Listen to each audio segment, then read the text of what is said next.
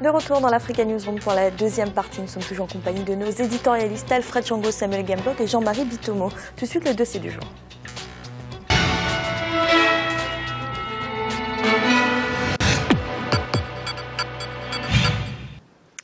Congo Airways, c'est la nouvelle compagnie nationale aérienne de la République démocratique du Congo. Elle vient de lancer ses activités.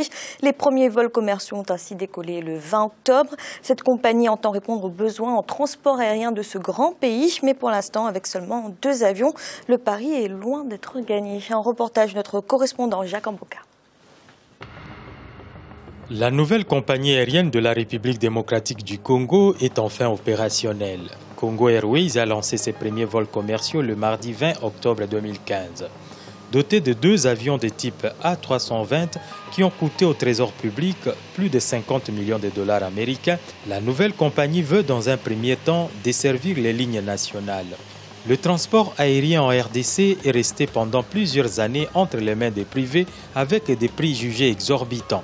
Au mois de juillet 2015, le gouvernement congolais, en concertation avec les patronats et les compagnies d'aviation opérant en RDC, avait décidé de baisser de 30% les prix des billets d'avion, une mesure qui n'a pas été respectée. La création d'une nouvelle compagnie aérienne nationale pourra contribuer à répondre aux besoins croissants de la population tout en influant sur le coût du transport aérien. Cependant, dans un pays de plus de 2 millions de kilomètres carrés, avec une population de plus de 70 millions d'habitants, une compagnie aérienne avec 2 avions est loin de faire face aux attentes des consommateurs. Ce n'est pas encore suffisant pour desservir plus de 50 aéroports et aérodromes, c'est vrai, mais nous sommes dans un processus. Dans toute chose, il faut commencer. Et nous avons commencé, et nous avons commencé par 2 avions de type Airbus A320 pour desservir dans un premier temps les trafics domestiques. Nous allons commencer par desservir des villes comme Lubumbashi, Kisangani, Goma, Mbujimayi, Kananga, Kindu et Mbandaka. C'est une très bonne chose. Il faut dire simplement que nous avons modestement renoué avec les airs parce qu'il s'agit d'une jeune compagnie qui détient 2 avions.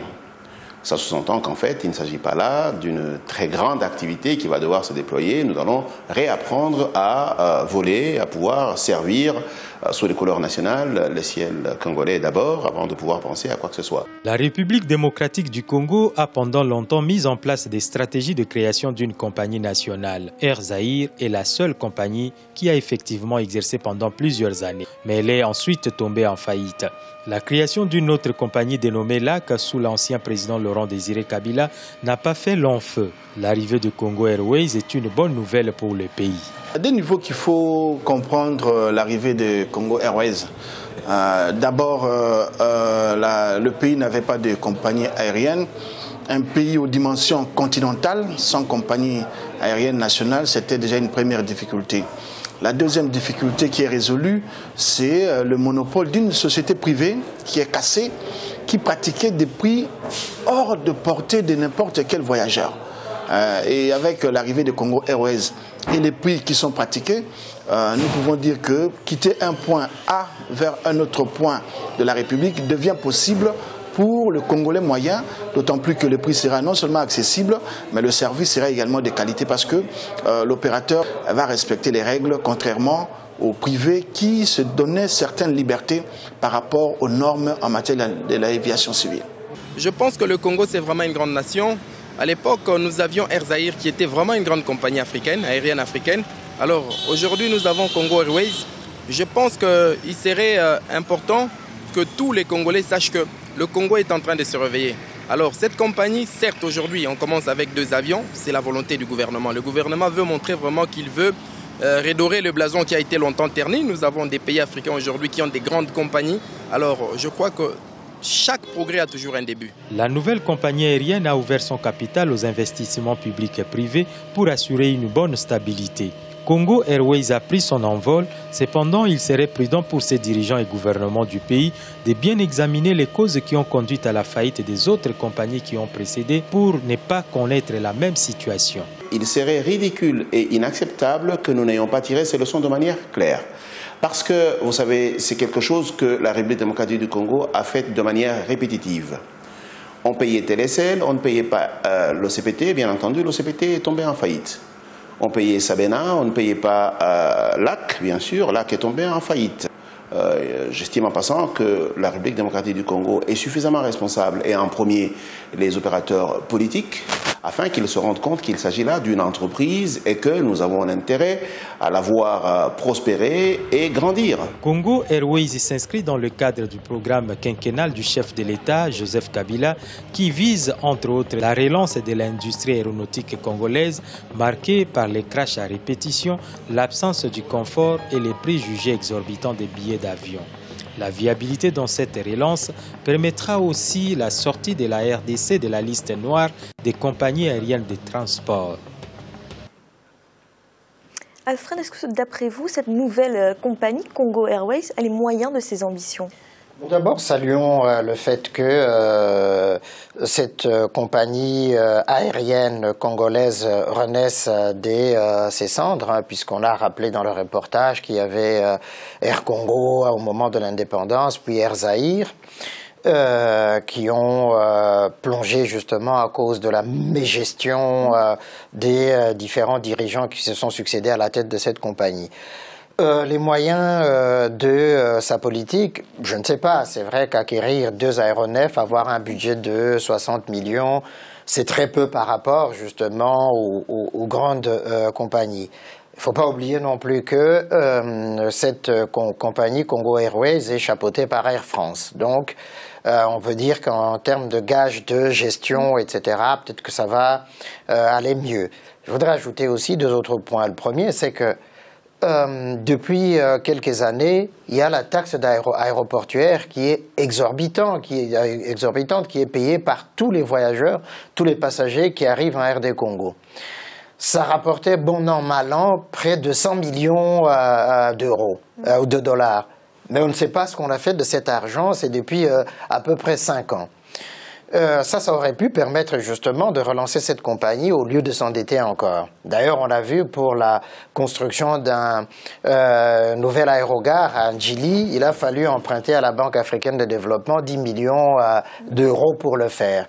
Et donc on se dit, mais enfin, mais avec l'argent qu'on récolte ici, on aurait pu éviter cet endettement-là. Ça, c'est une première chose. La seconde, mais qui est alors pour moi le point capital, c'est la question des infrastructures aéroportuaires qui sont toutes complètement obsolètes aujourd'hui. Ça suppose effectivement la réfection des pistes d'atterrissage. Ça suppose aussi pour les aiguilleurs du ciel qu'ils soient formés ou recyclés, parce que la plupart des accidents qui ont eu lieu, certes, étaient dus à des vieux coucous qu'on faisait voler, mais aussi, je me souviens, il y a 2-3 ans, un évêque qui est mort dans un crash d'avion à l'aéroport de Kisangani parce que justement, ces aiguilleurs du ciel ne savaient pas, et puis il y a le problème de la météo. Tant qu'on n'aura pas réglé ce problème-là, la régie des voies aériennes existe, mais ne dispose pas de moyens, justement, on ira vers le désastre. Donc, il y a toute une série de choses qu'il faut faire d'abord pour arriver à rentabiliser cette compagnie, mais à améliorer la qualité des services qui sont proposés aux Congolais, et notamment en termes justement des aiguilleurs du ciel, hein, parce que ça c'est capital. Samuel, est-ce qu'on peut s'attendre à ce que le pays ait tiré les leçons des échecs en matière de transport aérien qu'il y a eu dans le passé? Je pense que les premières leçons sont déjà tirées, notamment au niveau de l'équipe managériale. Alfred l'a rappelé, cette nouvelle compagnie sera sous la supervision technique et managériale de Air France. Maintenant, il faut rappeler quand même que la situation aérienne dans ce pays était devenue insupportable, très insupportable.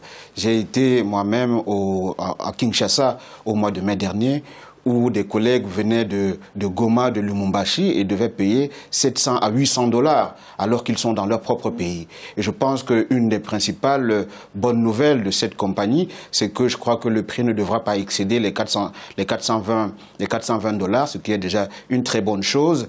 Deuxièmement, il faut rappeler que c'est une situation aérienne qui était totalement en crise.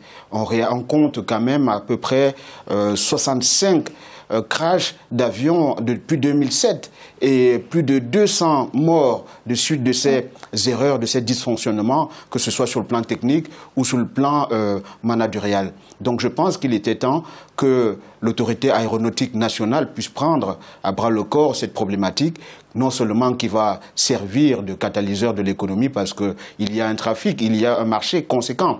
D'autres collègues partaient d'ailleurs de Centrafrique et qui devaient passer 2 jours entiers pour arriver au séminaire. Certains sont arrivés en retard alors que la distance n'est pas aussi importante que ça. Donc il y a un marché dans la sous-région, il y a un potentiel et Alfred a rappelé les problèmes techniques, notamment les pistes qu'il faut refaire. Parmi les différents crashs qu'on a dénombrés au cours des dernières années, il y a ces problèmes techniques qu'il faut impérativement régler. Jean-Marie, c'était une nécessité, cette compagnie aérienne pour le pays? La compagnie aérienne Congo Airways est pour moi une nécessité, tout simplement. Pourquoi? On a souvent parlé du transport aérien, si vous voulez, sur ce plateau. Le transport aérien est important pour l'Afrique. Si on prend un pays comme la RD Congo. La RD Congo, aujourd'hui, fait 5 fois la France en superficie, on le dit. Donc, les liaisons internes sont vitales pour la RD Congo, comparé, si vous voulez, quand on regarde les potentialités économiques que regorge le pays. Ça, c'est la bienvenue de mon point de vue. Moi, j'ai vu la fermeture, si vous voulez, d'Air Zaïre. C'est quelque chose qui m'avait touché à l'époque, parce que c'est un pays qui est doté de potentialités économiques illimitées, de mon point de vue, tout simplement. Pourquoi? Parce que vous avez la population, il ne faut pas oublier aujourd'hui que la RD Congo va bientôt atteindre les 100 millions d'habitants. Donc, dans les décennies à venir, on va tabler sur les 100 millions d'habitants. Donc pourquoi on ne ferait pas, si vous voulez, une compagnie aussi performante? Vous avez Ethiopian Airways, dont les capacités économiques sont à peu près, et même moins dotées en capacité naturelle, potentialité naturelle comparée à la RDC. Donc le fait de pouvoir créer des compagnies africaines, pour moi, je suis toujours contre sur ce plateau qu'on puisse créer des micro-compagnies. Mais j'ai dit qu'en RDC, ça se justifie parce que le pays est tellement vaste, c'est que les liaisons, c'est-à-dire internes, sont vitales pour le développement de l'économie zaïroise. Donc maintenant, indépendamment des problèmes de formation dont Samuel et Alfred ont parlé, on en a aussi souvent parlé sur ce plateau. J'ai été un partisan ici là à dire que l'Afrique, si vous voulez, le ciel de l'Afrique, c'est le ciel dans des décennies à venir. Tout simplement pourquoi? C'est le marché fondamental dans le monde entier. Vous verrez aujourd'hui, toutes les compagnies aériennes fixent leurs yeux où? Vers l'Afrique. Que ce soit les compagnies occidentales, que ce soit les compagnies américaines, que ce soit des compagnies, comment dirais-je, du Moyen-Orient, toutes ces compagnies-là lorgnent vers l'Afrique. Il faut que le ciel africain puisse profiter aux Africains quelque part. Et je pense tout simplement que l'initiative qui est prise par le Congo, la RDC est une très très bonne initiative parce que le pays a besoin de ce potentiel de transport-là, dans la mesure où le ferroviaire n'existe pas, les routes, si vous voulez, c'est encore autre chose. Donc commençons par là où la RDC, c'est-à-dire peut essayer de sortir la tête de l'eau et de s'affirmer, si vous voulez, sur la scène internationale par rapport à sa population, parce qu'il ne faut pas souvent oublier que quand nous parlons de développement, de croissance et tout ce qui s'ensuit, la première richesse, c'est quoi? C'est la population. Si vous mettez cette population-là dans des bonnes dispositions sociales, économiques, vous êtes déjà en train de préparer les émergences dont on nous parle en Afrique, partent de là. La plupart des États ont mal géré leurs compagnies aériennes. Je ne comprends pas pourquoi est-ce que les Africains, depuis la mort d'Air Afrique, n'ont pas compris ce qui se passe. Pourquoi est-ce que vous tuez les compagnies aériennes? Ces compagnies aériennes sont là pour apporter au pays, si vous voulez, une plus-value que beaucoup d'industries ne peuvent pas apporter à nos États africains. Donc, moi, je salue, si vous voulez, le processus qui se passe en RD Congo. C'est vrai que ce n'est qu'un départ, ce n'est que 2 avions, mais c'est nécessaire de mon point de vue. Alors justement, Alfred, Jean-Marie parlait des routes. Certains estiment que la priorité aurait dû être donnée aux liaisons terrestres. Qu'est-ce que vous en pensez? Oui, mais je pense que l'aérien est très important parce que diminue la durée justement des déplacements du transport. Et ça facilite aussi les déplacements d'un coin à un autre en un temps record. C'est pourquoi, effectivement, il faut soutenir cette compagnie, mais la relancer définitivement. Bien sûr, commencer avec 2 aéronefs, ce n'est qu'un début, mais il faut aller plus loin pour faire effectivement que cette compagnie s'étende, acquiert de nouveaux aéronefs pour mieux servir justement les clients potentiels de RD Congo. Les routes sont plus compliquées à entretenir et à construire puisque au fond, les aéroports existent, les pistes existent.